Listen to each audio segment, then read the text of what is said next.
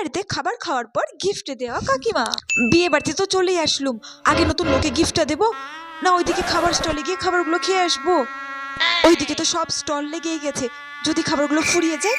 না না, আগে যাই, ফুচকা পকোড়া ওগুলো সব খেয়ে আসি, তারপর গিফটই দেবো। যাই যাই। দাদা, আমাকে একটু বেশি করে ঝাল দিয়ে ফুচকা দেবেন তো। ভালো হয়েছে খেতে, আর একটু ঝাল দিন। থাক থাক, আর খাবো না। ওইদিকে তো পকোড়া আছে, যাই খেয়ে আসি। বেশি করে পকোড়া দিন তো, বেশি করে চিকেন পকোড়া দিন। এ বাবা, বেশি বেশি করে এগুলো খেয়ে পেটটা ভরালে হবে না। ওইদিকে তো আবার খাসির মাংস আছে, পোলাও আছে, ভালো ভালো রান্না হয়েছে, ওগুলোও তো খেতে হবে। ও, গিফটটাই তো দেওয়া হয়নি।